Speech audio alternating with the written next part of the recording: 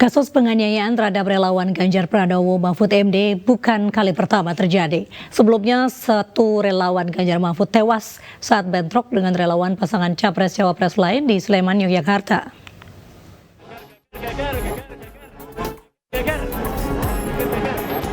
Bentrok antar relawan dua pasangan Capres-Cawapres terjadi di Simpang 3, Baguwo Harjo, Sleman, Yogyakarta, 24 Desember lalu. Bentrok ini mengakibatkan satu korban, Muhandi Muwanto, yang merupakan relawan Ganjar Mahfud, meninggal dunia. Polisi kemudian menangkap dua terduga pelaku pengeroyokan. Adapun bentrok terjadi lantaran dipicu provokasi. Para pendukung tersebut terprovokasi oleh beberapa orang pemuda yang diduga melempari mereka dengan menggunakan beberapa, ada yang menggunakan batu, ada yang menggunakan. Tim pemenangan Ganjar Mahfud mendesak kasus penganiayaan yang terjadi di Boyolali, Jawa Tengah maupun di Sleman, Yogyakarta segera diusut tuntas. Selain itu, TPN juga meminta seluruh relawan tetap tenang dalam menanggapi peristiwa ini. TPN jelas mengutuk kekerasan dan intimidasi dalam bentuk apapun. TPN mengajak seluruh pihak yang terlibat dalam pesta demokrasi pemilihan umum termasuk tim paslon 1 dan 2 untuk bersama-sama menghindari dan mengutuk segala bentuk kekerasan, kecurangan, dan pelanggaran. Demi terjaganya suasana pemilu damai, adil, dan martabat. Lebih lanjut, TPN berharap seluruh pihak bisa menjaga situasi tetap kondusif sehingga pemilu bisa berjalan dengan damai.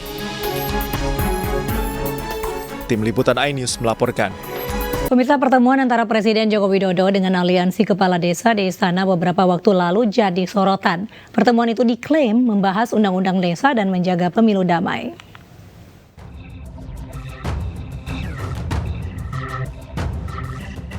Pertemuan antara Asosiasi Kepala Desa dengan Presiden Joko Widodo di Istana Kepresidenan Jakarta, Jumat 29 Desember 2023 menjadi sorotan. Sejumlah pihak mempertanyakan maksud dari pertemuan tersebut. Sekjen DPP Perkumpulan Aparatur Pemerintahan Desa Seluruh Indonesia atau PAPDESI, Sentot Rudi Prastiono mengatakan selain membahas tentang Undang-Undang Desa, pertemuan itu juga membahas pemilu 2024. Ini kita aliansi. Itu lintas asosiasi karena kebetulan yang hadir bukan hanya PAPDESI, cuma kebetulan saya PAPDESI.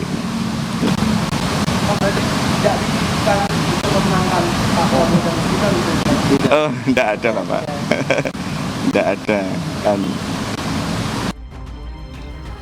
Calon Presiden nomor urut 3 Ganjar Pranowo menanggapi pertemuan Presiden Jokowi dengan lintas asosiasi kepala desa itu. Capres dari Partai Perindo ini berharap tidak ada yang menyalahgunakan kekuasaan. Yang penting pengarahan pemerintahan kami tidak masalah. Tapi kalau pengarahan politik, dukung-mendukung saya kira, jadi kita juga mengingatkan pada siapapun begitu ya. Makanya saya belum tahu kemarin konten pembicaraannya apa begitu. Mudah-mudahan dalam konteks pemerintahan dan tidak ada yang menyalahgunakan kewenangan pada soal ini. Sebelumnya Presiden Joko Widodo juga menghadiri acara silaturahmi nasional Desa Bersatu di Indonesia Arena pertengahan Desember 2023. Acara itu dihadiri putra sulung Jokowi Gibran Rakabuming Raka yang saat ini menjadi calon wakil presiden nomor urut 2.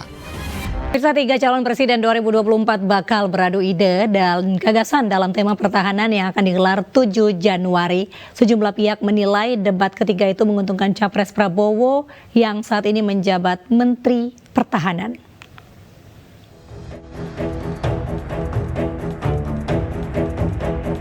Komisi Pemilihan Umum akan menggelar debat ketiga Pilpres pada 7 Januari 2024. Debat ini akan diikuti oleh 3 calon presiden yakni Anies Baswedan, Prabowo Subianto, dan Ganjar Pranowo. Tema yang diusung dalam debat ketiga yakni pertahanan, keamanan, hubungan internasional, dan geopolitik. Calon Presiden nomor urut 3 Ganjar Pranowo mengaku siap menghadapi debat yang akan dilaksanakan 7 Januari tersebut. Ganjar menyebut percaya diri menghadapi debat bertema pertahanan ini. Menurut Mas Ganjar seperti apa? Nggak ada, sama aja, semua bisa diuji kok. Karena ini mau jadi presiden. Jadi apapun boleh ditanyakan pada soal itu. Gitu. Dan semua akan melihat. Pengungsi Rohingya, Pak, mungkin tanggapan Bapak soal pengungsi Rohingya di Aceh mungkin harus seperti apa, Pak? Oh, sudah diurus sama negara ini. Oke. Ya? Pak, strategi debatnya apakah akan naik apa Mas ya, Pak? Strategi kok diomong-ngomongin loh. Begitupun calon presiden nomor urut 1 Anies Baswedan, Timnas Amin meyakini capres dari Koalisi Perubahan bisa memberikan gagasan baru di panggung debat. Sementara itu, tim kampanye nasional Prabowo Gibran sangat percaya diri di debat ketiga lantaran Prabowo Subianto saat ini menjabat sebagai Menteri Pertahanan RI dan dianggap menguasai materi. Namun demikian, sejumlah pihak menilai tidak semua orang menguasai materi yang berkaitan dengan jabatannya. Lalu, siapa yang diuntungkan dalam debat bertema pertahanan nanti? Apakah Capres Prabowo Subianto yang menjabat sebagai Menhan atau justru Ganjar dan Anies Baswedan yang justru bisa memberikan kritik terhadap jabatan Prabowo tersebut? Tim Liputan iNews melaporkan.